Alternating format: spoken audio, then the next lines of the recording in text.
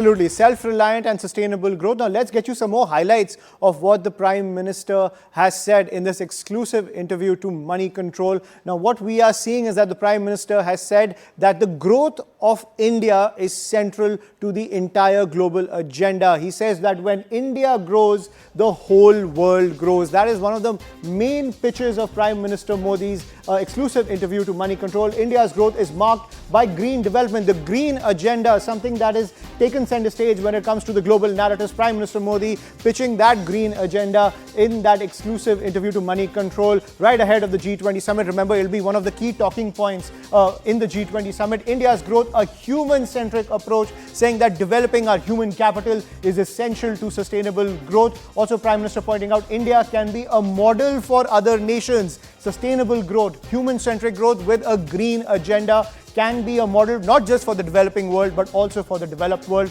Prime Minister Modi also saying India's growth benefits the global south, and through that it benefits the entire world. Anand, when it comes to the green agenda, you were talking about the green agenda. The narrative for the longest time from the West has been that the responsibility to cut carbon footprints has to be with the developing nations, with India, China, Indonesia and Brazil. But Prime Minister Modi has turned that narrative, saying that while the green agenda is important, we can deliver growth, but sustainable growth, which can be a model not just for the developing world, but also for the developed world.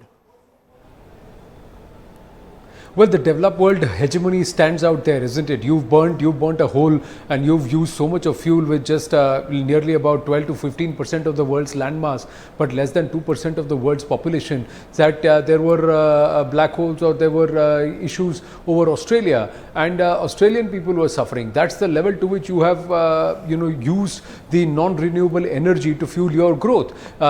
Can nations that have looted and plundered our country between 1857 or 1860 to 1925 and they have fueled their own industrial revolution, can they turn around and lecture us on how we should grow and what we should be doing? So it was clear case of the pot that has actually blackened the entire atmosphere, turning around and telling the kettle that you've got to follow the preach, and you've got to work on an induction and no longer on gas. So there are a lot of parallels that could be drawn, but what PM said is, listen, there is no way trying to be bullheaded about it. Let's show them something. Let's show them that even as a developed world, you can't achieve the parameters which we as a developing nation can achieve, and we can not just achieve, we can set our own benchmarks. So much so that if you look at the SDG benchmarks, and Aman Payal and Pallavi can back me on it, numbers after numbers actually show that whatever was decided as the SDG goals at various COP meets and even at the UN, we have actually been able to better them, so much so we are saying that, listen, India will draft its own benchmark.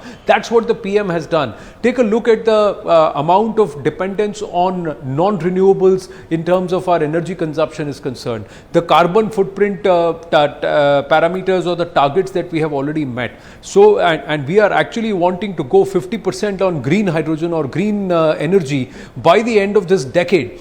That's how ambitious that we are being. We are trying to say that we want to generate more than 500 gigawatts of green electricity by 2027. That's the kind of targets that the Power Minister R.K. Singh said that we are poised to achieve, something which other nations thought that we could not even do till about 2045. So these are benchmarks. Look at companies, look at hotels. Some of the oldest hotels in our country today are net zero in terms of carbon footprint.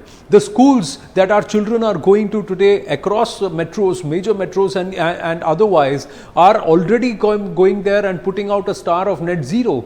And this is something which is quietly happening. This revolution and this attitude to adapt, change and also look at our planet with the aspect of sustainable growth comes inherently to us in our culture. That's the reason why Vikas Bhi, Virasat Bhi has been a peg by the Prime Minister, and he is talking about and he's telling the developing nations, look at this, we've got 4% of the world's landmass, nearly 20% of the world's population. We are the 5th largest economy in the world in terms of GDP today. Yes, per capita GDP is still at hovering around $2,600, but that also Prime Minister Narendra Modi said, and the SBI report backed him when they said that the SBI report projected that the per capita will go up to 50 lakhs by 2047. That's the jump that we are going to see, 50 lakh rupees. Imagine the growth that we are poised to have in the next 20 to 25 years. That's why it's been called the Azadi Ka Amrit Kal. Prime Minister has simplified the terminologies, but there is a step-by-step process by which we've gone. Even in fact, in the interview to Moneycontrol, he's gone on to say that political stability has also allowed the government to push for reforms. First, deliver on, make the promises and try and deliver on them. Secondly, its performances and reforms across sector. And today you name a sector and it is undergoing transformation. The amount of investment that we are seeing on our roads and roadways, it's just phenomenal. If you look at Union Minister Nitin Gadkari's office, as you enter into his office, what it says is that America did not grow big. America does not have great roads because it's a growing economy or it's a strong economy. America is a strong economy because it had great roads, and that's what India is building. The amount of roads and infrastructure, bridges, rail, connectivity that we are trying to do, it's all for the future. It's not for today and tomorrow. It's actually for the future going forward. In the years to come, we are going to benefit from it. Even closer to where we stand in the national capital, that entire Dwarka Expressway is going to change the whole dynamic. By the time it is December, it will be fully operational. 85 to 90% of the work is over. Just the both ends have to be completed. And if you see a precursor to what's being done, it's phenomenal. The world is looking at India and saying, wow. So these are all things that the Prime Minister is very proud of, and I think nations are appreciating it. When Delhi is hosting it, 60 cities across our country have been a host. Democratization of G20, the PM is saying it's to create opportunities and to tell our youth there is so much more that can be done. But look at the number of cities that have not just gone a facelift, but the local economy itself has been boosted because of the G20 visits. The local possibilities have been explored. The business community there, the entrepreneurs there, the possibilities in these places, and also realizing that India is well connected. They've all reached there and come back within the same day.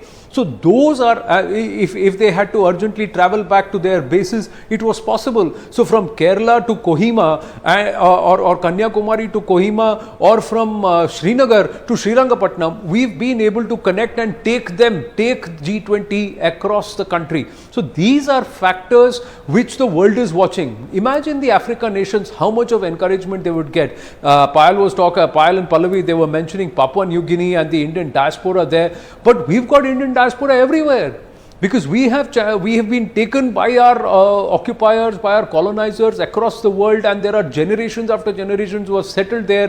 They have adopted that country, their adopted country, they made it their home, but they are still with our roots, and that cultural ethos remains. And when they see India growing or Bharat growing, they will say that we can also grow. Imagine 55 nations of the African continent today are going to turn around and say, if India can, we can too. We Africa nations also can do it. And imagine what that can do, what possibilities it would have for the developing nations and for the future. I think PM is talking about that in this interview very clearly, and time and again his entire team has been focusing on it whenever we've spoken about the G20 presidency and why it's been made such a big deal about. What was the need to take it to 60 cities? What was the need to have more than 230 meetings? It was this, that every child today knows there is what G20 is, that it's not 20 nations, it's 19 plus the European Union. They are seeing what is happening, what the theme is. It's about trade, it's about engagement. The conversations are happening at Y20. B20, what a success it was.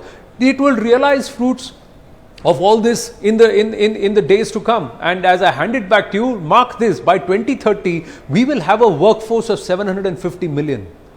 That is not a small number. India will be contributing the largest workforce to the world, skilled workforce, young workforce, and that's the reason why we cannot be ignored.